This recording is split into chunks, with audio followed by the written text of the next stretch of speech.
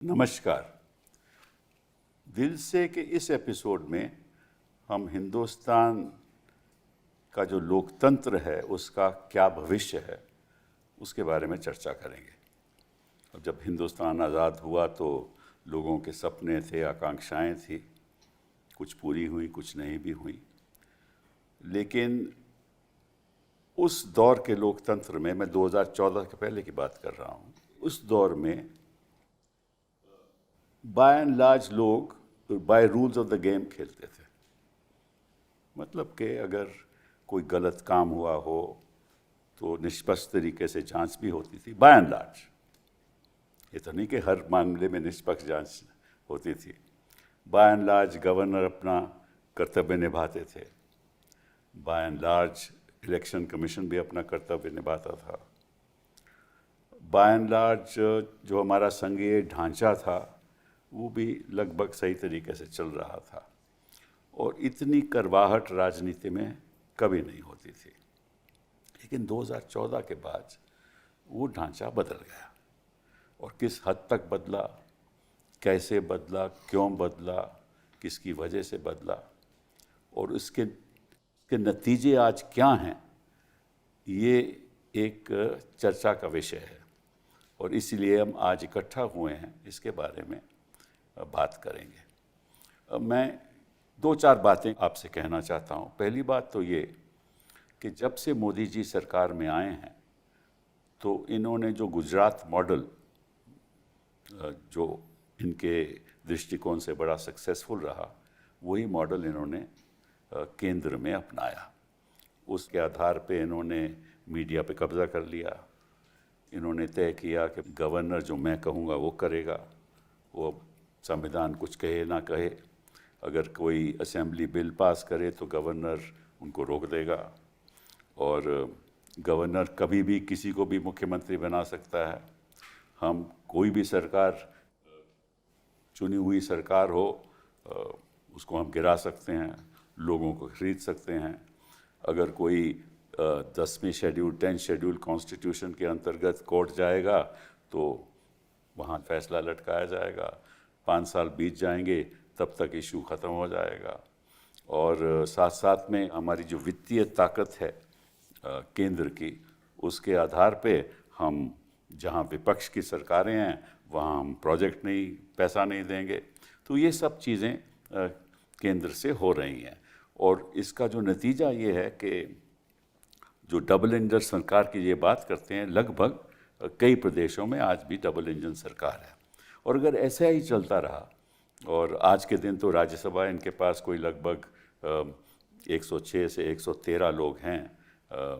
अभी इन्होंने 7 लोग तो आपसे ले लिए, और उसका भी कोई चर्चा नहीं है मीडिया पे, मेन स्ट्रीम मीडिया पे कोई चर्चा नहीं है उसके बारे में। कोर्ट में जाओ तो कोर्ट भी सही, मैं सोचता हूँ कभी कभी हमें कुछ लगता है कि ठीक नहीं हो रहा, इससे ज़्यादा तो हम कह भी नहीं सकते। तो अगर कोर्ट अंपायर का अपना जो कर्तव्य है वो नहीं निभाएगा, इलेक्शन कमीशन इनका एजेंट बन जाएगा, गवर्नर एजेंट बन जाएगा, तो हमारा संविधान का क्या होगा। हम आज इसके बारे में चर्चा करेंगे। हमारे साथ मैंने ख़ास आज एकेडमिक्स के साथ चर्चा करने का मुझे मौका मिला है, और मैंने चाहा कि इनके नज़रिए से क्या लगता है। Mridula ji, thank you very much for being here. आप तो एक बहुत ही रिनाउंड हिस्टोरियन हैं, और आप एक स्कॉलर हैं। Role of pageants in Indian independence, उसमें आपने बहुत काम किया है। आप डायरेक्टर रहीं, नेहरू मेमोरियल म्यूज़ियम लाइब्रेरी की डायरेक्टर रहीं। आपके माता पिता भी टीचर हिस्ट्री के थे। आपने GNLSR से अपनी डिग्री ली, JNU में गई, और फिर वहीं PhD आपने की, faculty of centre for historical studies, कि आप प्रोफेसर मॉडर्न इंडियन हिस्ट्री हैं, chairperson of the centre of historical studies रही। कई आपने किताबें लिखी हैं, और इंडिया स्ट्रगल फॉर इंडिपेंडेंस पे आपने किताब लिखी, और सिविल लिबर्टीज़ और राइट्स, लोगों के जो हक हैं उनके बारे में आप हमेशा जुड़ी रहती हैं। बहुत बहुत धन्यवाद आपका आने का। पुरुषोत्तम जी, थैंक यू वेरी मच। क्या मैं आपके बारे में क्या कह सकता हूँ? एकेडमिक हैं, राइटर हैं, क्रिटिक हैं, हिस्टोरियन हैं, और अपना भक्ति पोइट्री पे आपने, कबीर की वर्क्स पे आपने बहुत काम किया है। हिंदी लिटरेचर के आप माहिर हैं। पीएचडी आपने 1985 में जेएनयू से की कबीर की भक्ति के विषय में, और फिर आप एसोसिएट प्रोफेसर रहे जेएनयू में, फिर professor and chairperson of centre भी आप भी बने 2003 से लेकर 2007 तक। Visiting scholar, professor of oriental studies eight Cambridge, member of UPSC. हमारी एनसीईआरटी की किताबों में आपने बहुत काम किया है। और फिर आपने किताबें, बड़ी दिलचस्प किताबें लिखी हैं कबीर की कविता के बारे में, और कौन है भारत माता इसके बारे में, और अभी हाल ही में मजबूती का नाम महात्मा गांधी, ठीक है, महात्मा गांधी, उस पे बारे में आप लिखे। तो वो एक मोनोग्राम है, सुना है जी, छोटी सी किताब, मजबूती का नाम महात्मा गांधी। बहुत बहुत धन्यवाद आपका रहा, और ख़ास तौर में आप हर बहुत कंट्रीब्यूशन करते हैं कई चीज़ों में आप, तो thank you. Prakshananda ji, thank you very much. मैं जब आपका बायोडाटा देख रहा था तो मुझे हैरानगी हुई, क्योंकि मुझे ये पहचान नहीं है कितनी किताबें आप लिख चुके। 25 तो मैंने देखी हैं, किसी ने सुना नौकरी दे दी होती तो हम भी नॉर्मल आदमियों की तरह नौकरी करते। 25 किताबें आपने लिखी, 50 एकेडमिक पेपर लिखे, और आपने 1987 में अलीगढ़ मुस्लिम यूनिवर्सिटी में आप लेक्चरर रही। देन फिर आपने पब्लिशिंग हाउसेज में बड़ा काम किया। टाटा मैग्रॉ हिल में काम किया आपने, Indian international centre publication division में काम किया, फिर जामिया में गई, फिर senior associate in the council of fellow of the council of social development, और फिर edited a lot of collection of short stories. Then आपने एक किताब लिखी है pigeons of dome, stories of communalism in India, फिर इनविजिबल सिटी दिल्ली के बारे में, और फिर आपने कहीं ट्रांसलेशन किया, शॉर्ट स्टोरीज़ की translation, PhD in progressive writers movement as reflected in the Urdu literature, फिर बायोग्राफीज़ लिखी हैं। बहुत बहुत धन्यवाद आपका आने का। तो मिताली जी, आपसे शुरू करते हैं। मैंने कुछ बातें आपके सामने रखी हैं, आपका क्या नज़रिया है? मुझे लगता है कि इस वक्त हम एक बहुत ही, जिसको हम क्राइसिस कहते हैं, उस पॉइंट पे हैं, एक टिपिंग पॉइंट पे हैं। कभी कभी तो ये लगता है कि टिपिंग पॉइंट के दूसरी तरफ भी पहुंच गए हैं। अच्छा। और वापस आना मुश्किल है। मैं ये नहीं कहूँगी असंभव है, क्योंकि शायद मैं बॉर्न ऑप्टिमिस्ट हूँ, तो इसलिए नहीं कहने को तैयार हूँ अभी, पर उसके गहरे कारण भी हैं कि क्यों नहीं कहूँगी। पर सर्टनली जो इस वक्त क्राइसिस है, जहाँ हम आ गए हमारे लोकतंत्र को, जो डेमोक्रेसी का इस वक्त सिचुएशन है, खासकर ये हाल ही में जो चुनाव हुए हैं, पहले भी हुए हैं, बहुत गड़बड़ें हुई हैं पिछले, जैसे आपने बताया कि 2014 से ही दौर तो चल रहा है। गुजरात मॉडल का इम्प्लीमेंटेशन कह लीजिए, आरएसएस मॉडल का इम्प्लीमेंटेशन कह लीजिए, तो क्राइसिस तो बढ़ता ही जा रहा था। पर 2024 में कुछ उम्मीद की किरणें ज़रूर दिखाई दे रही थी, क्योंकि उस वक़्त लगा था कि देश में कुछ ऐसे शक्तियां हैं कि जो लोगों के असली जो कंसर्न्स हैं उसको लेके आगे बढ़ने के लिए तैयार हैं, और उन्होंने एक अच्छा मतलब अच्छा एक फाइट दिया, और काफ़ी हद तक जो थे लोग रिस्पॉन्ड भी किए, और वो इलेक्शंस में रिफ्लेक्ट हुआ। पर उसके बाद हमने फिर से देखा कि जो रिजीम है, जो पावर में है, जो लोग, वो तो एकदम से उसको रिवर्स करने में लग गए। पर शायद जो लोग दूसरी तरफ थे वो थोड़े कंप्लेसेंट हो गए कि अब हमारा आगे का रास्ता खुल गया है, और जिस ज़ोर से और जिस सीरियसनेस से उस मौके को बढ़ाना चाहिए था, उसको वाइडन करना चाहिए था, शायद हम लोग नहीं कर पाए। नतीजा अब जो आया है, मेरा ये मानना है कि इस वक्त ये जो इलेक्शन हुए हैं, और ख़ासकर बंगाल में, इसको इलेक्शन कहना बहुत मुश्किल है in any sense of the term. मतलब हम हिस्टोरिकली स्टडी करते आए हैं कि इंडिया में कैसे इवोल्यूशन हुआ डेमोक्रेसी का, इलेक्ट्रल सिस्टम कैसे बना, कैसे हमारे फ्रीडम फाइटर्स ने सैक्रिफाइसेस करी डेमोक्रेसी को लाने के लिए, सिर्फ इंडिपेंडेंस के लिए नहीं। 200 साल पहले राम मोहन रॉय ने अंग्रेज़ों के साथ स्टैंड लिया और कहा कि freedom of the press has to be given, वो लड़े उसको लेके। सुरेंद्रनाथ बैनर्जी जेल गए फ्रीडम ऑफ द प्रेस के लिए। लोकमान्य तिलक 2 साल रिगरस इम्प्रिजनमेंट उनको तो वो हुआ। तो खुद सब एडिटर थे वही न्यूज़पेपर तो के। सभी तो महात्मा गांधी को उन 22 में जो है सेडिशन के लिए, वो भी इसलिए कि उन्होंने उनके यंग इंडिया में उन्होंने 2 ऐसे आर्टिकल लिखे थे जो कि बिल्कुल सेडिशस माने जाते। तो बहुत लंबी कहानी है जो हमने प्रेस की आज़ादी के लिए हमारे स्वतंत्रता संग्राम ने लड़ी, और फिर उसका पूरा मकसद यही था कि आज़ादी के बाद एक full parliamentary system based on adult franchise, जो कि प्रॉमिस तिलक के टाइम से हो रही थी। 1895 में तिलक ने constitution of India bill public में पारित नहीं किया, चलाया, जिसमें एडल्ट फ्रेंचाइज की बात ऑलरेडी आ गई थी, जबकि दुनिया में अभी एडल्ट फ्रेंचाइज बहुत दूर था। और फिर नेहरू रिपोर्ट और महिलाओं को वोट मिला जो एग्जैक्टली, और नहीं, नेहरू रिपोर्ट में और फिर जो कराची रेजोल्यूशन है उसमें तो बिल्कुल साफ। सो 28 1931, ये तो तब तक तो कांग्रेस ने और नेशनल मूवमेंट ने और ऑल पार्टीज ने ये मान ली थी, और कॉन्स्टिट्यूशन में तो ये बिल्कुल साफ आ गई थी बात। तो मैं ये सोचती हूँ कि जो एडल्ट फ्रेंचाइज हमने प्रॉमिस किया था, उसको अगर आज हम वापस ले रहे हैं तो हमारी 92% लोग वोट किए 92% जी हाँ किए, और 90 लाख ऑलमोस्ट 1 करोड़ लोग जो है उनके आपने वोट काट दिए। मैं कई बार ये सोचती हूँ, आयरलैंड की पॉपुलेशन 5 मिलियन के आसपास है, तो 2 आयरलैंड के बराबर लोग जो हैं आपने एक स्टेट में, वो कंट्री भी नहीं है, वो एक स्टेट है हमारी, जिसमें आपने काट दिया। उसमें 30 लाख तो कहते हैं ठीक ठाक थे, 60 लाख जो भी है, इशू ये है आपने समय दिया, उसमें प्रोसेस फॉलो करने के कोई प्रयोजन थे। आपने लोगों को जो कहा कि आप ऑनलाइन ऑब्जेक्शन दीजिए, इस देश में कितने लोग हैं जो ऑनलाइन फॉर्म भरना जानते हैं, ठीक से ऑब्जेक्ट कर सकते हैं? फिर आपने उनको कितने दिन दिए? ट्रिब्यूनल बैठे ही नहीं थे जिस दिन पहली वोटिंग हो गई थी।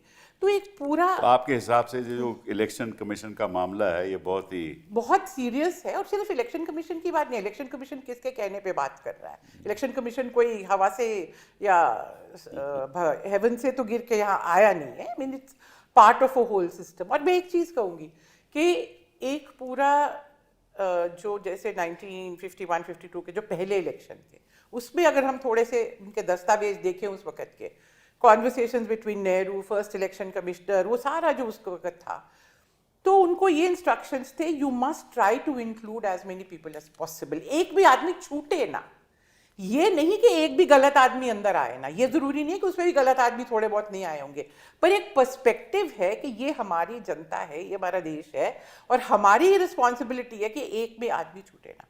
हमारा अमेरिकन सिस्टम नहीं है that you have to come and register as a voter. You are a resident, you are a citizen of this country. By virtue of that, आपका हक है। और अगर एक भी आदमी का हक गया, मैं मानती हूँ, तो ये इलेक्शन इलेजिटिमेट है। तो ये बताइए मुझे पुरुषोत्तम जी कि ये ठीक है, चलिए, पर इसका जो ये तो एक उदाहरण है कि किस तरह से लोकतंत्र पे हमला हो रहा है, लेकिन इसके जो निचोड़ क्या है, इसके पीछे जो सोच क्या है? देखिए, एक तो सबसे पहले ये हम ध्यान में रखें कि 27 लाख वोटर्स कंट्रोवर्शियल हो सकता है कि उनका वोट वाकई हो सकता है ना हो, लॉजिकल ये तो नहीं, ये तो सरकार मतलब इलेक्शन कमीशन और एक तरह से सुप्रीम कोर्ट ने माना कि 27 लाख लोगों के केस में कुछ दम है। मुझे सारे सिलसिले में जो सबसे ज़्यादा चिंताजनक टिप्पणी लगी है वो ये सुप्रीम कोर्ट का ऑब्जर्वेशन कि वो लोग इस बार वोट नहीं दे पाए तो अगली बार दे लेंगे। यानी जैसे वोट देना जैसे गोया कोई मेले में जाना है कि इस हफ्ते आप हाट में नहीं जा पाए तो अगली बार हाट में चले जाइएगा। आइसक्रीम कल खा ये आप इसमें कपिल जी जो सबसे बड़ी बात मुझे लगती है कि टॉप इंस्टीट्यूशंस में आप कॉम्प्लेसेंसी वगैरह की बात हो रही थी, अभी अपोजिशन की कॉम्प्लेसेंसी उस पर अलग से बात मैं करूंगा, लेकिन टॉप इंस्टीट्यूशंस में जो एक negligence for the very spirit of democracy, ये सबसे ज़्यादा चिंता की बात है। अरे ठीक है भाई, यानी हेल्दी डेमोक्रेसी अगर ये होती तो ये होता कि चुनाव 6 महीने टाल दिए जाएंगे, लेकिन इन 27 लाख केसेस का तो निपटारा होगा, इसमें कितने जेन्युइन है कितने नहीं है ये निपटाया जाए पहले, फिर हम वोट करेंगे। आपको कोई फ़र्क ही नहीं पड़ता। ये एक वाइडर मेलेडी का सूचक है, और वो ये है देखिए, एक बात हम बहुत अच्छी तरह समझ लें, दुनिया की कोई भी डेमोक्रेसी हो या कोई भी सिस्टम हो, वो केवल लिखित नियमों से नहीं चलता। आप जानकार हैं कानून के, आप मंत्री रहे हैं।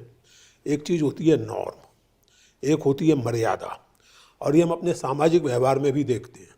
कोई लिखित नियम नहीं है कि आप अपने टीचर के सामने स्मोक नहीं करेंगे, लेकिन आमतौर से हमारे देश में लोग टीचर के सामने स्मोक नहीं करते, पिताजी के सामने स्मोक नहीं करते। There is no written law, लेकिन एक लिहाज जिसको कहते हैं, एक नॉर्म होते हैं, मर्यादा होती है। और ये केवल सोशल रिलेशंस में नहीं बल्कि पॉलिटिकल प्रोसेसेस में भी इसका बहुत बड़ा योगदान होता है। और वो धीरे धीरे सब खत्म हो रहे हैं, जो अभी आप जिक्र कर रहे थे, और तमिलनाडु में जो हो रहा है। यानी भी गवर्नर का जो काम है, वो लिखा जो भी हो, लेकिन अभी तक की एस्टेब्लिश प्रैक्टिस ये है कि आप दावा कर रहे हैं, आपके पास बहुमत होने का है, बहुमत से कुछ कम का दावा है, बनाइए सरकार और 15 दिन में, 20 दिन में, 10 दिन में साबित कीजिए on the floor of the house. लेकिन यहाँ उनको पूरे दस्तखत 118 चाहिए। अब जो मैं बात कह रहा हूँ सर, जब कुशियारी जी ने महाराष्ट्र में वो तो सुबह 4 बजे बना दी थी सरकार, सुबह 4 बजे बना दी समय थी। तो कोई ऐसी बात थी नहीं। हाँ, तो वही मैं कह रहा हूँ ना, क्योंकि अब मैं आता हूँ उस बात पर जो मुख्य चीज़ है, जो आपने कहा कि इसके पीछे क्या है। देखिए, अपोजिशन की कॉम्प्लेसेंसी केवल ये नहीं है कि वो चुनाव को लेकर 2024 को लेकर ये हो गए।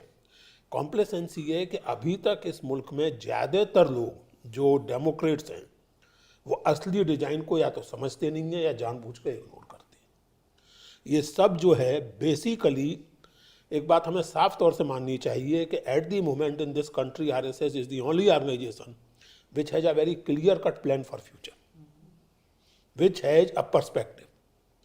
वो 2012 और 2014 और 2016 के हिसाब से काम नहीं करती है। एक पर्सपेक्टिव है, उससे आप असहमत हो, जो भी हो, मैं घोर असहमत हूँ उससे, but I have to recognize the fact कि they have a very clear cut idea and a road map of making Hindu Rashtra. Hindu Rashtra, India is Hindu Rashtra, this is as simple as that. किस अपोजिशन पार्टी के पास इस तरह का एक होलिस्टिक पर्सपेक्टिव है? कभी आप किसी एक आइडेंटिटी को लेकर शुरू हो जाते हैं, कभी आप किसी एक लैंग्वेज को लेकर शुरू हो जाते हैं, कभी कोई डेमोक्रेटिक राइट का सवाल आ जाता है। होलिस्टिक पर्सपेक्टिव कहाँ है? कभी आप कहते हैं कि जितनी जिसकी हिस्सेदारी उतनी उसकी भागीदारी। इसका क्या मतलब निकलेगा प्रैक्टिस में? पारसियों का और सिखों का क्या होगा? To put it very bluntly, अगर ये लॉजिक लगाया जाए तो इस मुल्क की 2 सबसे सफल और रिकॉग्नाइज्ड और रेस्पेक्टेड कम्युनिटीज, वो कहाँ फिट होती हैं इस पैराडाइम में, जितनी जिसकी हिस्सेदारी और भागीदारी वाले में? फिर आप कभी कोई इशू ले लिया, कभी कोई इशू ले लिया। Where is the alternative to the project of Hindu nationalism? कहाँ है वो इंक्लूसिव इंडियन नेशनलिज्म? उसकी पॉलिटिक्स कहाँ है? जैसे एक ज़माने में दादा धर्माधिकारी ने मानवनिष्ठ भारतीयता कहा था, ह्यूमन इंडियन नेशनलिज्म। ये हम याद रखें कि ये फ्रेज 1948 में इस्तेमाल किया गया था। उस समय सन 45 तक दूसरे महायुद्ध के कारण बहुत सारे पढ़े लिखे और डेमोक्रेटिक चेतना के लोगों के बीच में nationalism had become a suspicious kind of expression. क्योंकि नेशनलिज्म का मतलब हिटलर, नेशनलिज्म का मतलब तोजो और मुसोलिनी। तो दादा धर्माधिकारी ने फ्रेज इस्तेमाल किया ह्यूमन, मानवीयता जिसमें अंतर्निहित है। और ये उसी फ्रीडम मूवमेंट का लॉजिकल कल्मिनेशन था, जिसमें ये था कि हिंदुस्तान का हर आदमी जिसकी इतनी उम्र है, उसका मजहब कोई हो, उसकी जात कोई हो, उसका अकीदा कोई हो, उसकी पॉलिटिकल आइडियोलॉजी कोई हो, वो इस देश का नागरिक है, उसे वोट देने का अधिकार है। ये एक सिंबॉलिक सी और नाटकीय सी बात लगती है, लेकिन अभी अभी तमिलनाडु में मैं देख रहा था कि किसी एक कॉन्स्टिट्यूंसी में एक सज्जन 1 वोट से हारे। एक बहुत मशहूर किस्सा बहुत पहले का है, राजस्थान के कांग्रेस नेता सीपी जोशी 1 वोट से हार गए थे, और उसमें आयरनी ये थी कि वो वोट उनकी पत्नी का था। वो वोट देने नहीं गई थी किसी वजह से, और जोशी जी हार गए। नहीं, लेकिन देखिए सिवल साहब, जो बात मैं कह रहा हूँ, 1 वोट से चुनाव में हार जीत हो जाती है, केवल फिल्मी कहानी नहीं है। 2 घटनाएं हमारे सामने हैं, और ऐसी हालत में ये कहा जाना और इस पर कोई प्रॉपर आउटरीच ना होना इंटेलेक्चुअल्स के बीच में, मीडिया में, कहीं भी, कि 27 लाख लोग, कोई बात नहीं, अगले साल देखा जाएगा। ये जो नॉर्मलाइजेशन है और ये जो टोटल नेग्लिजेंस ऑफ नॉर्म्स, मर्यादाएं, और जो इंस्टीट्यूशंस को डेलिबरेटली खत्म किया जा रहा है, चाहे वो इलेक्शन कमीशन हो, चाहे वो यूजीसी हो, चाहे वो और कोई इंस्टीट्यूशन हो, डेमोक्रेसी को ख़त्म करना अगर आपको है किसी भी मुल्क में, तो जो इंस्टीट्यूशंस हैं, उनकी जो ऑटोनॉमी है, उनकी जो अपनी एक यही तो गुजरात इंटीग्रिटी है, मॉडल था, यही तो गुजरात मॉडल यही था। गुजरात मॉडल था और यही ट्रंप मॉडल है। और ये संयोग थोड़ी है कि ट्रंप साहब इस देश में अभी भी बहुत सारे लोगों के आदर्श हैं। तो भाई आपको बताऊं, मैं अभी शुभेंदु अधिकारी ने एक भाषण दिया था अभी, उन्होंने कहा था कि हिंदुओं को वोट करना चाहिए, नहीं तो ये बांग्लादेश बन जाए। हाँ बिल्कुल। ये तो देखिए कहते ये रहे। तो देखिए सीधी सी बात है। अरे मैं एक चीज़ आपको बताऊं, मैंने ट्विटर पर, अब मुझे याद नहीं है, लेकिन एक सज्जन जो उस तरह के राइट विंग इन्फ्लुएंसर माने जाते हैं, उन्होंने बाकायदा लिखा था कि बंगाल में कश्मीर की तरह परमानेंटली कुछ अरसे के लिए सेंट्रल रूल कर दिया जाना चाहिए, डिप्टी गवर्नर होना चाहिए व लेफ्टिनेंट गवर्नर होना चाहिए, और उसकी स्थिति जो है वो मतलब केंद्र शासित वो प्रदेश बात होनी चाहिए। घुसपैठियों की करते थे, किसी घुसपैठिया निकला अभी तक कोई?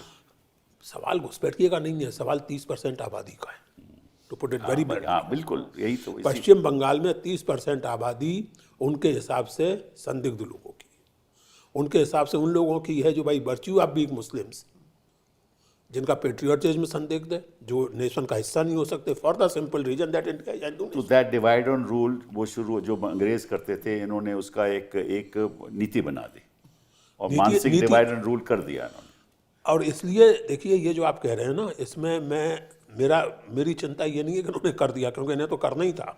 मैं फिर से कहूँगा कि इस स्थिति में इस पर थोड़ी गंभीरता से और ईमानदारी से कांग्रेस, लेफ्ट, सोशलिस्ट पार्टी के बहुत सारे जो इस समय रूप हैं, सपा और आपका जनता दल और जनता दल यूनाइटेड और बसपा जैसी जो दलित पार्टियां या अम्बेडकरवादी पार्टियां, सोचना उनको चाहिए।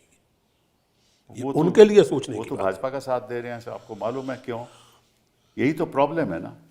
तो फिर इसीलिए फिर जो मैडम कह रही थी, वो जिसको कहते हैं कि ऑप्टिमिज्म ऑफ सोल और ऑप्टिमिज्म ऑफ आत्मा, वो तो मुझ में भी है, लेकिन विवेक मेरा उस ऑप्टिमिज्म को बहुत ज़्यादा दूर तक नहीं साध पाता। इसीलिए जो आपने कहा बहुत चिंता की कि बात इस देश में ये सच्चाई है, अभी डीएमके के प्रति लोगों की बड़ी सहानुभूति और स्टालिन ने जिस तरह ग्रेसफुली डिफीट एक्सेप्ट की होनी भी चाहिए, but if you talk in terms politics, तो डीएमके भी बीजेपी के साथ रह चुकी है सरकार में, ममता जी बीजेपी के साथ सरकार में रह चुकी हैं, ममता बीजेपी को अपना नेचुरल एली कह चुकी हैं, और बीजेपी के और आरएसएस के अखबार ममता जी को देवी दुर्गा कह चुके हैं। तो ये किसने नहीं किया है? प्रिसाइसली यही मेरा पॉइंट है कि आपको लगता है कि अभी सरकार बना ली, चलो अगली बार देखा जाएगा, इस बार बीजेपी के साथ, अगली बार कांग्रेस के साथ, इस बार किसी के साथ। बीजेपी जिस पॉलिटिकल आइडियोलॉजी को रिप्रेजेंट करती है, बीजेपी की सारी स्ट्रेटेजी वहाँ से आती है। मोदी जी के ज़माने में वो बहुत एग्रेसिव हो गई है और सारी इंस्टीट्यूशंस वगैरह के प्रति बहुत इनसेंसिटिव हो गई है, लेकिन एसेंशियली जो पॉलिटिकल पर्सपेक्टिव है वो बहुत क्लियर है, और वो है हिंदुत्व या हिंदू नेशनलिज्म का। जब तक आपके पास, और वो एक इमोशनल मामला है, फ्रैंकली उसको आप नकार नहीं सकते, वो अपील करता है लोगों को, किसी को भी अपील करेगा, और उसमें फिर इस तरह के तर्क आ जाते हैं कि मुसलमान, उसका ढांचा, उसका जो बुनियाद होगा वो तो नफरत होगा ना। फिर तो नफरत आपको, सर आप इतने बड़े वकील हैं, आपको लगता है कि ज़िंदगी में नफरत के बिना बहुत कुछ हो जाता है? नफरत तो करनी ही पड़ती है। कुछ लोग कुछ चीज़ों से नफरत करते हैं, कुछ कुछ चीज़ों से करते हैं। ये आप नहीं मान सकते कि ज़िंदगी केवल मोहब्बत से चलती है। नफरत plays a very important role in human लोकतंत्र तो साइकोलॉजी। मोहब्बत से चलना चाहिए। लोकतंत्र में भी कुछ चीज़ों से नफरत की जानी चाहिए, for example this kind of ideology से, इनसे की जानी विरोध, चाहिए। नफरत नहीं, विरोध। नहीं सर, सॉरी, ठीक है आप विरोध कह लीजिए, कुछ कह लीजिए। द पॉइंट इज कि there are certain things on which you can not compromise. ठीक है, नफरत is a very strong expression, I withdraw it, all right, I withdraw it.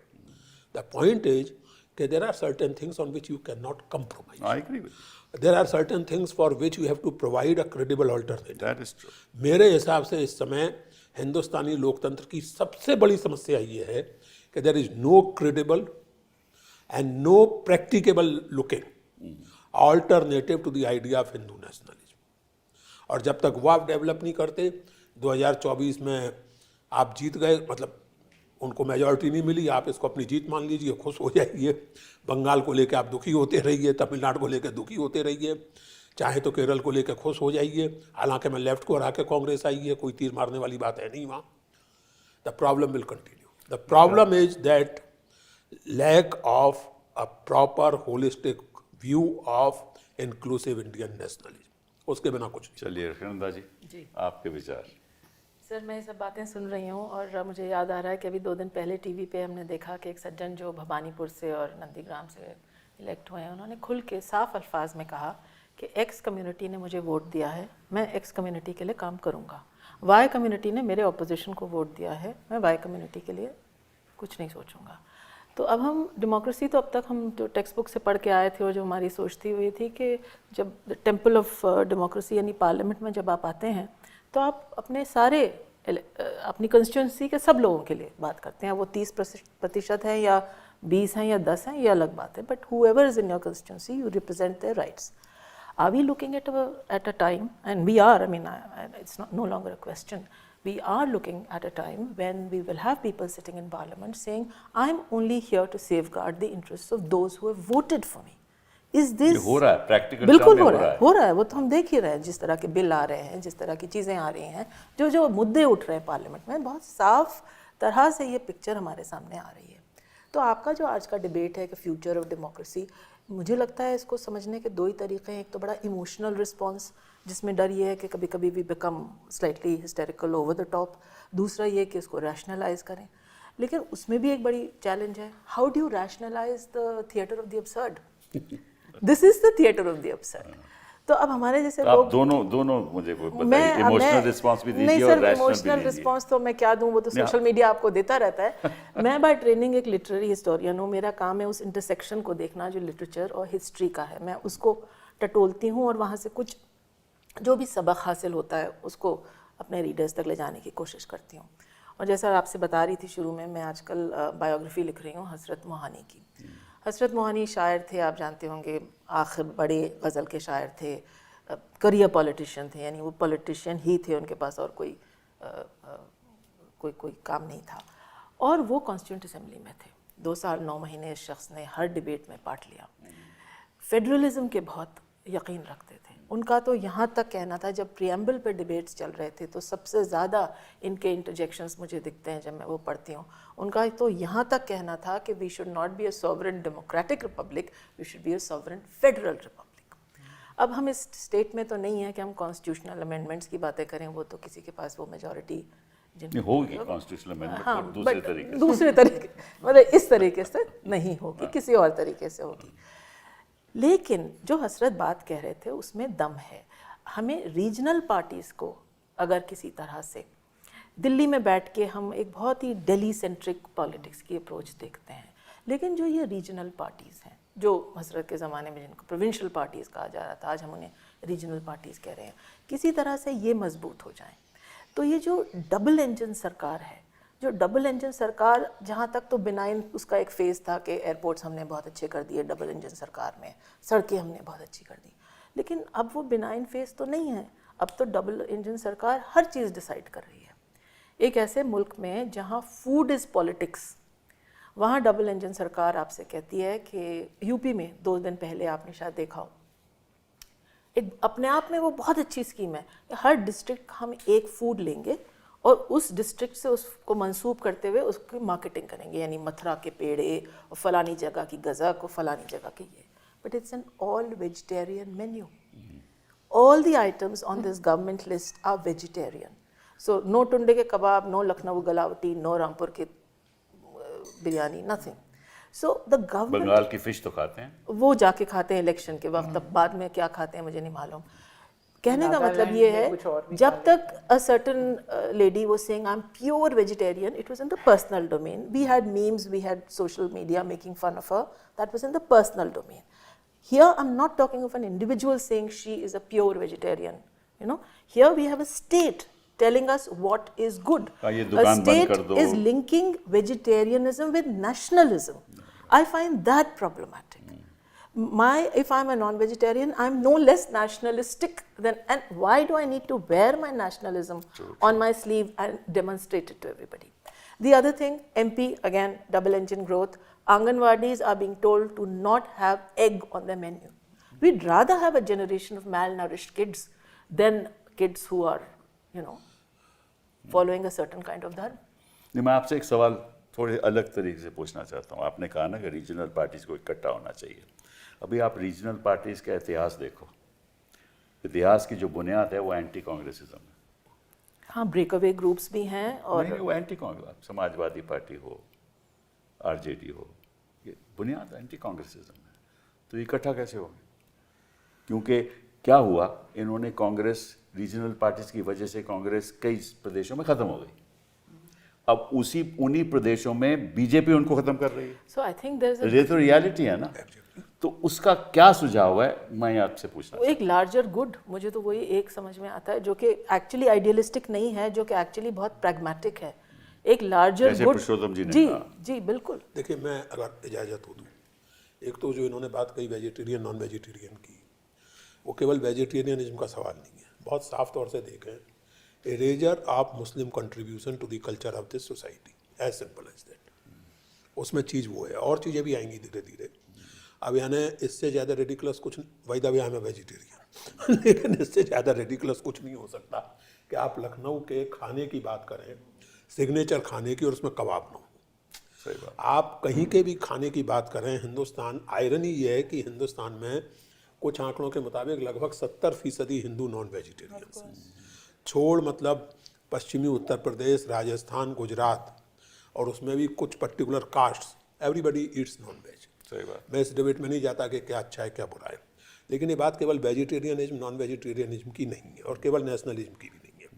ये वही चीज़ है, erasure of the contribution from the cultural memory, as simple as that. दूसरी जो बात आपने कही सिवल साहब, वो बहुत महत्वपूर्ण है। आप अगर ये मानते हैं कि सारी समस्याओं की जड़ कांग्रेस है, आप अन्ना आंदोलन याद कीजिए। इंसिडेंटली आप लोगों की सरकार ने उसको बहुत ही बुरी तरह से हैंडल किया। जी हाँ। ये एक अलग मसला है, बहुत ही बुरी तरह से, और वरना ये सब शायद इतनी मुसीबत ना होती। खैर नहीं हुई।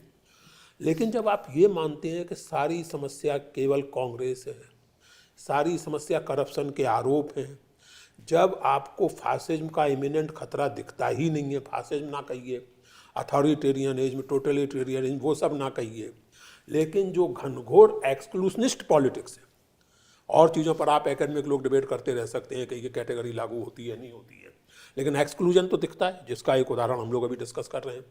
उस तरह की एक्सक्लूशनिस्ट पॉलिटिक्स से ज़्यादा खतरनाक आप सो कॉल्ड करप्शन को मानते हैं, तो आपकी प्रायोरिटीज दिख जाती है। सही बात। और यहाँ वो मेरी समस्या जो मैं अंडरलाइन कर रहा हूँ, रीजनल फोर्सेस ताकतवरों, मुझे कोई एतराज नहीं है। ओवरऑल पर्सपेक्टिव क्या है? कास्ट की पॉलिटिक्स, आइडेंटिटी, किसी भी तरह की रिलीजन आइडेंटिटी, मुस्लिम, क्रिश्चियन, हिंदू, जेंडर पॉलिटिक्स, सब ठीक है, सबका मतलब एक स्पेस से होना चाहिए, but what is the overall perspective?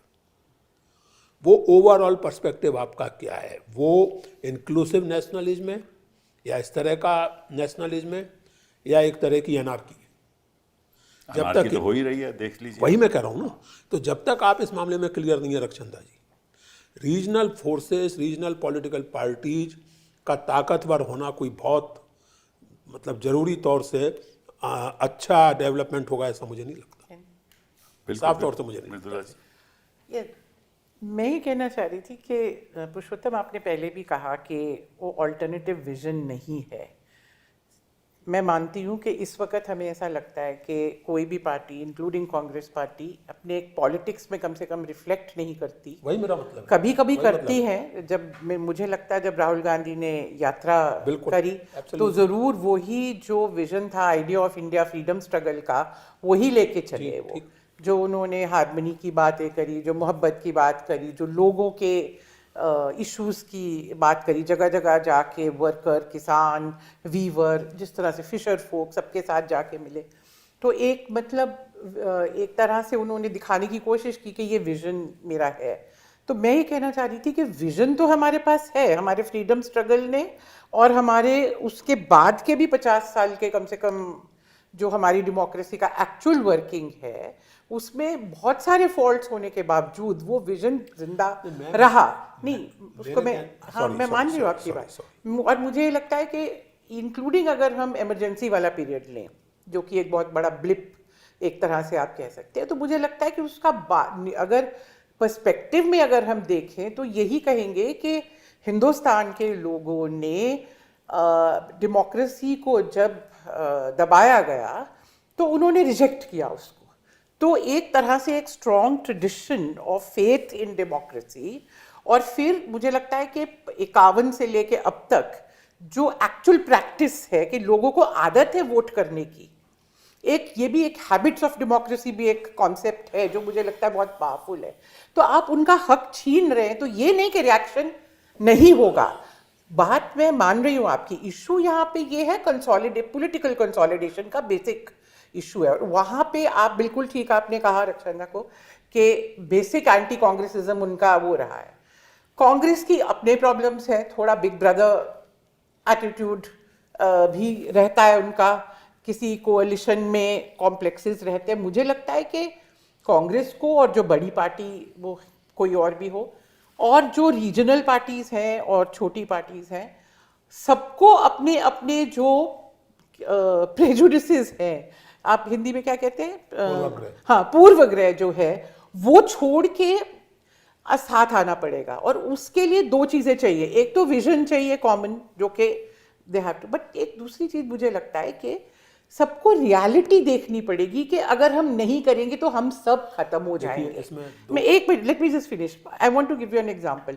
मुझे लगता है कि अभी जैसे आंध्रा में चंद्रबाबू नायडू जो हैं वो एलाई कर रहे हैं इनके साथ, और इधर आपके जेडीयू वाले कर रहे हैं। ये दोनों अगर छोड़ दे तो कल को सरकार ही गिर जाएगी सेंटर पे। नहीं, और जेडीयू को ले लेंगे अब। नहीं, मैं वो बात नहीं है, मैं कह रही हूँ अगर ये नहीं, वो ले ही नहीं सकते नहीं, that is a different matter, that is a different matter. मैं कंसेप्चुअली बात कर रही हूँ, वो नहीं कर रहे कि वो उनकी वीकनेस है और they are paying the cost. मैं कुछ पॉइंट और कर रही हूँ कि हर एक को देखना चाहिए कि जो ममता के साथ हुआ है, जो स्टालिन के साथ हुआ है, जो नीतीश के साथ हुआ है, ये हमारा फ्यूचर ये है अगर हम नहीं संभलेंगे और टाइम पे हम नहीं तो वो कहते हैं ना, वो है वो एक वो बहुत ग्राफिक मैनर में दिखाया था मेरे ख्याल शतरंज के खिलाड़ी में कि कैसे अंग्रेजों ने एक एक स्टेट को डिवाइड करके फिर पूरे प्रिंसली स्टेट्स को एक एक करके कॉन्कर करते रहे। तो ये मतलब अगर डेंजर को भी समझना बहुत जरूरी है। थोड़ा इससे अलग, बट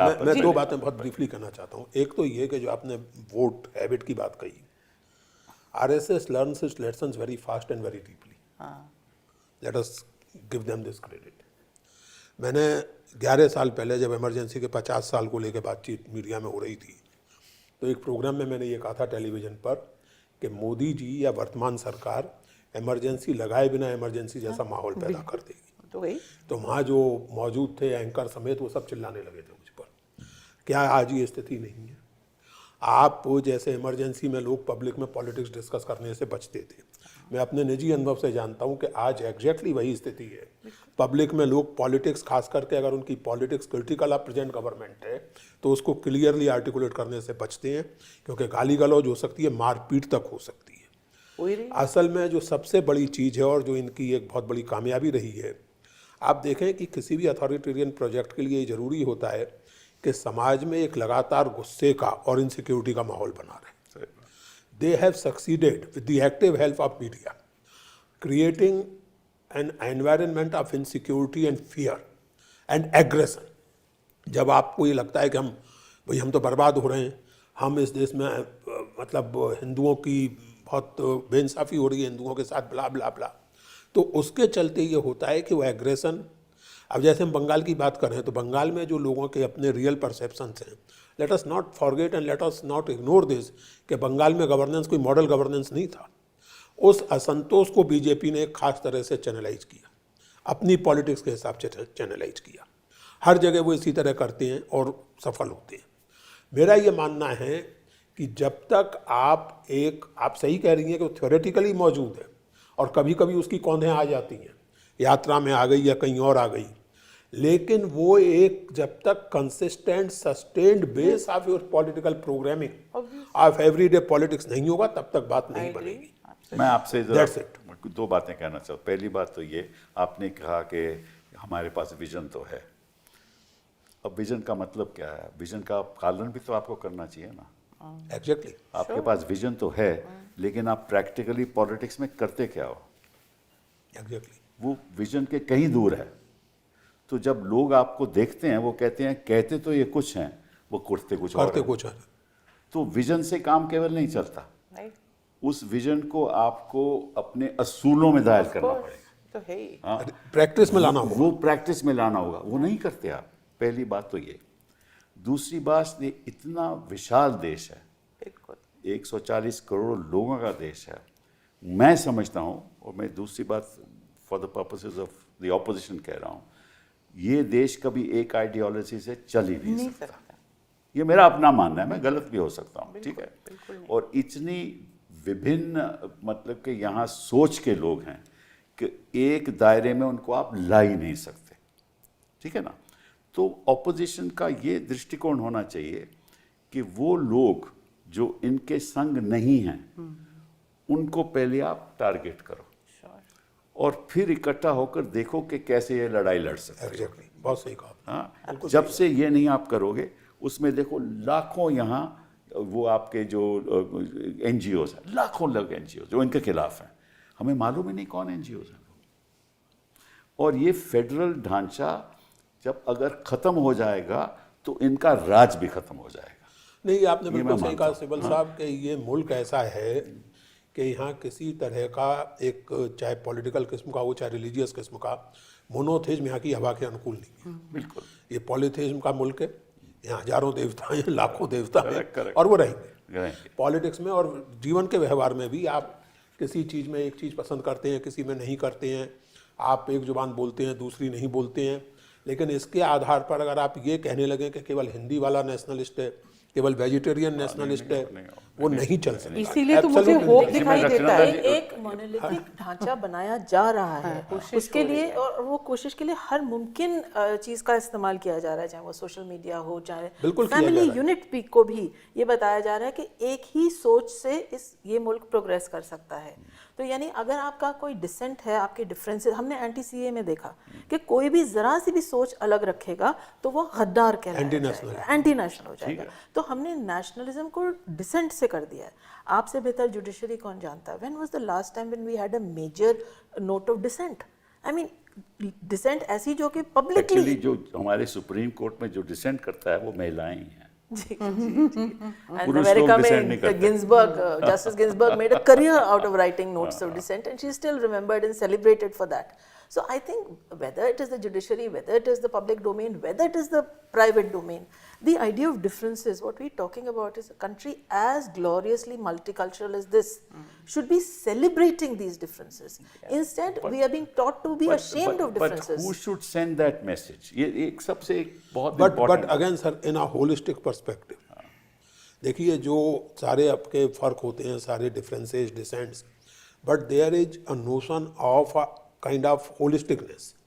जब आप सुप्रीम कोर्ट में या किसी भी कोर्ट में जो जज डिसेंट करता है, वो हर चीज़ पर डिसेंट नहीं करता।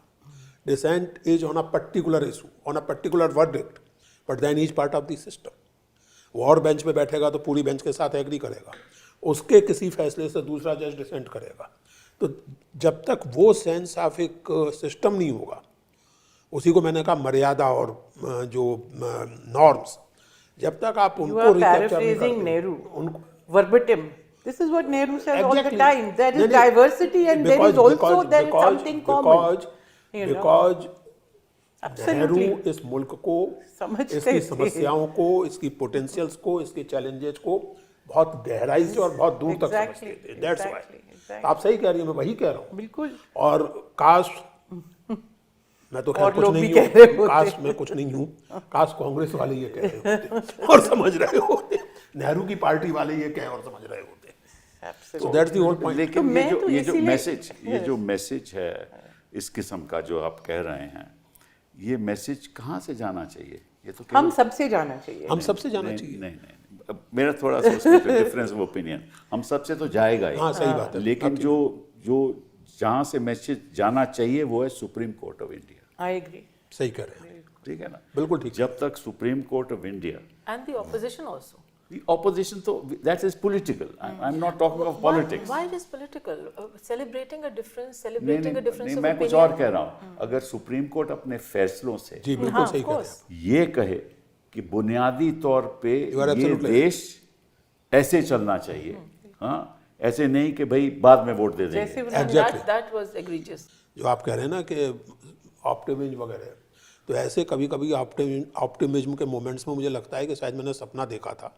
ऑनरेबल कोर्ट ने ऐसा कहा नहीं था, लेकिन ऑनरेबल कोर्ट ने ऐसा कहा ये है तो कुछ भी नहीं है। कि 27 अब लाख देखो लोगों के बाद में देखा आप जाएगा। उमर खालिद को 5-5 साल आप जेल रखे हो, किस लिए भैया? कोई पता ही नहीं है क्या है उसका। सोनम अरे भाई, वांगचुक आप पिटिशन 6-8 महीने आप उसको लटकाए जा रहे हो, तो क्या मैसेज जाता उसने है? अपराध किया है तो सजा आप के क्या मैसेज जाता है कि भैया आप इसको अंदर रखो, कोई बात नहीं, कोर्ट कुछ नहीं करने वाला।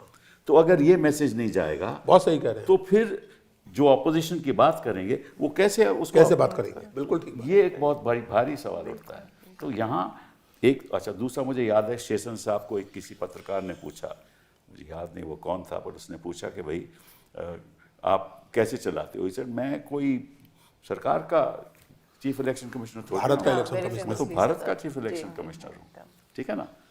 तो कोर्ट तो भारत के लिए है, चीफ इलेक्शन कमिश्नर भारत के लिए है, गवर्नर भारत के लिए है, ठीक है ना? यूपीएससी भारत के लिए है, तो यूनिवर्सिटीज़ भारत के लिए हैं। अब यूनिवर्सिटीज़ को आप बोलो ऐसे प्रोफेसर रखोगे, उनको एडक सैलरी दो, वो ये पढ़ाएंगे, ये किताबें पढ़ानी चाहिए, तो कौन से आइडिया ऑफ इंडिया की आप बात कर रहे हो? और ये बात सुप्रीम कोर्ट से आनी चाहिए ठीक कह रहे हैं। जब उनके पास मुद्दे जाते हैं। यही दुआ करें कि कभी आए। हम तो कोशिश करते हैं, रोज की रोज कोशिश करते हैं, कब हम कभी कभार तो दुआ करें कि आपकी कोशिश कामयाब हो। निराश होकर वापस आ जाते हैं। आप इलेक्शन कमीशन की बात कर रहे थे, तो जब पहला जनरल इलेक्शन हुआ तो जवाहरलाल नेहरू बहुत जल्दी में थे, तो हर चीज में जल्दी में रहते थे और उनको तो याद था कि इलेक्शन जल्दी होना चाहिए ताकि लेजिटिमाइज हो। He did not want to run a government which had not had a open election. तो उन्होंने इलेक्शन कमिश्नर को कहा कि आप तो बहुत देर लगा रहे हो, ये सारा प्रोसीजर। तो इलेक्शन कमिश्नर ने कहा हमारा प्रोसीजर जो है वो हमारा बिल्कुल प्रोसीजर सही है, है। बिल्कुल। जब हम समझेंगे कि हमने ठीक तरह से तब आपसे कहेंगे। पर यहाँ we have reached every person, पर मित्रा जी, यहाँ तो बुलडोजर पॉलिटिक्स है। वही तो, लुक एट द यहाँ तो डिफरेंस। ग्राउंड पे भी बुलडोजर पॉलिटिक्स, मानसिक बुलडोजर पॉलिटिक्स, हर तरफ से बुलडोजर पॉलिटिक्स। एब्सोल्युटली। और जब से आप अब देश की जनता को भी उजागर होना चाहिए ना कि हमारे साथ होगा क्या। इस समय मुसलमानों के खिलाफ, कल क्रिश्चियंस कई के बार ये खिलाफ, होता है सर, फिर किसी और के खिलाफ, फिर किसी और के खिलाफ। कई बार ये होता है, देखिए वो कहते हैं कि बाद मरने के मेरे उनका पैगाम आया तो क्या आया। तो कई बार मुझे लगता है कि इस मुल्क का वही होने वाला है कि बाद मरने के मेरे उनका पैगाम आया तो क्या आया। इसलिए जो बात आप कह रहे हैं, चाहे supreme court, intelligentsia, political parties, अब अगर सोते रहे तो अब बहुत गुंजाइश नहीं है। क्योंकि मुझे इससे फ़र्क नहीं पड़ता कि कौन सा चुनाव जीत लिया, कौन सा हार गए, लेकिन ये जो चीज़ें कॉमन सेंस बनती जा रही हैं, ये जो चीज़ें नॉर्मलाइज बनती जा रही हैं, इस चीज़ को लेकर कोई बेचैन नहीं होता, साधारण आदमी से लेकर सुप्रीम कोर्ट तक, कि 27 लाख लोगों के क्लेम आप मान रहे हैं कि उनमें दम हो सकता है। मैं आपकी बात पे बात कर रहा हूँ। मैं 90 लाख, कोई परेशान नहीं मैं होता। 90 I लाख, don't agree. मैं 90 लाखों को छोड़ता हूँ। नहीं छोड़िए, नहीं, बाकी जो सत- अपील में है, वही मैं कह रहा हूँ कि उन 27 लाख लोगों के क्लेम आपको लग रहा है कि दम हो सकता है।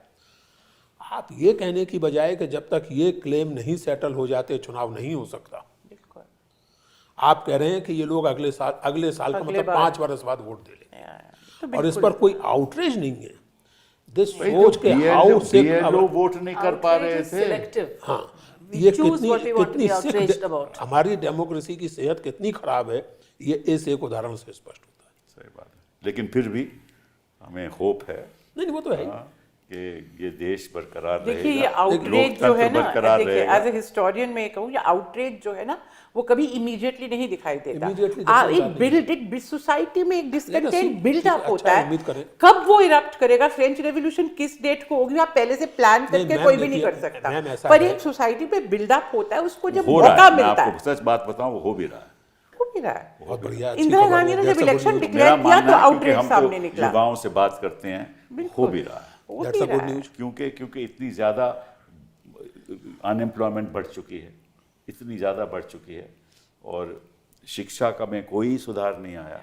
तो लोग मतलब कि एक करोड़ 20 लाख लोग, युवा लोग तो सोसाइटी में रोज आते हैं, देखिए सर, हर साल आते हैं। मेरा कहना यह है कि हम लोग इस बात पर एग्री कर सकते हैं कि अपने अपने असेसमेंट हो सकते हैं, लेकिन एक जिसको कहते हैं कि optimism even in the worst conditions is a moral responsibility. That's correct. So to that extent, I am optimist. But my sense of practical understanding of politics is rather I am- different. मैं देखिए क्योंकि जो बात आप कर रहे हैं और आप कर रही हैं आउटरीच की, और ये सब बन रहा है, आपने सही कहा कि आउटरीच धीरे धीरे बनता है। पॉलिटिक्स में एक मोमेंट होता है जबकि उस आउटरीच का आप एक पॉलिटिकल इस्तेमाल करते सीज करना है। हैं, वो मोमेंट आप बार बार लूज करते ट्विटर कर देते हैं। हैं, वो मोमेंट आप बार बार लूज करते हैं। आप एक आउटरीच बनता है, एक आउटरीच के सामने आप झुक जाते हैं, एक आप पूरे के पूरे पॉलिटिकल माहौल को, एक यात्रा निकली, उसका एक माहौल बना, लोगों को लगा कि हाँ here is the kind of politics जिससे हमें जुड़ना चाहिए। कहाँ गई वो पॉलिटिक्स? दुकान बंद है आजकल। देखिए तो ये दिक्कत हो जाती है। I am not too optimistic about political parties, but I am optimistic about the people of India. Well okay, On sir that आप note, इजाजत दें तो एक मैं शेर पढ़ के बात दिए। को खत्म करूं। Please, ये please. सरशार सैलानी थे एक साहब, 1969 में उनका देहांत हो गया था, तो सोचिए उससे पहले उन्होंने ये बात लिखी थी, लेकिन आज बहुत मायने रखती जी है। हाँ। उनका लंबी गज़ल है, उसका एक शेर है, चमन में इख्तलाते रंगो बू से बात बनती है। It's the multiplicity of colours and flowers, the sounds that make a garden. चमन में इख्तलाते रंगो बू से बात बनती है, हम ही हम हैं तो क्या हम हैं, और तुम ही तुम हो तो क्या तुम हो। तो इस वक्त तो हम तो कहीं दिख ही नहीं रहे हैं, और हमसे कोई एक रिलीजन या एक कम्युनिटी की बात नहीं हो रही है, लेकिन वो कोई भी लोग जो तुमसे अलग सोच रख रहे हैं वो तो है ही नहीं। They are excluded. They're excluded, disenfranchised actually. that is true, that is true. But वक्त आएगा। I think the long history, civilizational history of this country is against the present trend. That's And that will assert itself. Sure. But as Gandhiji said, one day the tyrant will go. Issue is how much damage they would have माफ caused in the कीजिएगा, meantime. मैं I don't want to sound this thing, लेकिन हाँ, तुम अच्छे mood ऐसे में में नहीं हो। मुझे मनमोहन सिंह याद आते हैं, ऐसे मोमेंट में मुझे मनमोहन सिंह याद आते हैं। अच्छा। In the long run we all are dead. But in the short run, we are alive. Thank you. Thank you.